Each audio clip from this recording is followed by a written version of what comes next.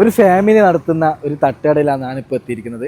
ഈ ഒരു evening time ആകുമ്പോൾ ഇവിടെ ഭയങ്കര തിരക്കാണ്. അപ്പോൾ ഞാൻ ഇതിലോട്ട് ഇങ്ങനെ പാസ്സായിട്ട് പോകുമ്പോൾ ഈ ഒരു തിരക്ക് കണ്ടപ്പോൾ ഞാനിവിടെ നിർത്തിയത്. അപ്പോൾ എന്തെല്ലാം ഫുഡാണുള്ളത് നമുക്ക് നോക്കിയാലോ. ഇവിടെ എന്തെല്ലാം ഐറ്റംസാണ് ഉള്ളത്?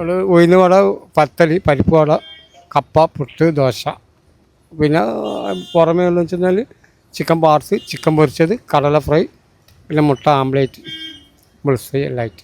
ദോശ നിങ്ങൾ ലൈവായിട്ട് ചൂടാ? ലൈവായിട്ട് വട, പിന്നെ ദോശ, പിന്നെ മിക്സിങ് അത് ഇതെല്ലാം ആയിട്ട് ലൈവായിട്ട്. വീട്ടിൽ നിന്ന് കൊണ്ടുവരുന്നത് പുട്ടും കപ്പ കറികളുമാണ്. ഇപ്പോൾ ഓർഡർ ആക്കിയെന്ന് വെച്ചാൽ നല്ല ചിക്കൻ പൊരിച്ച പീസും ദോശയും ചട്നി സാമ്പാറെല്ലാം കൂടിയിട്ടാണ് ഞാൻ ഇപ്പോൾ ഓർഡർ ആക്കിയിട്ടുള്ളത്. അപ്പോൾ നമുക്കൊന്ന് കഴിച്ചു നോക്കാം. ചട്നിയൊക്കെ മുക്കിയിട്ട് ഇങ്ങനെ കഴിക്കണം കേട്ടോ. എൻ്റെ മോനെ പൊളിയാണ്. അതുപോലെ ഈ പീസ് ഇതിങ്ങനെ കഷ്ണം എടുക്കുക.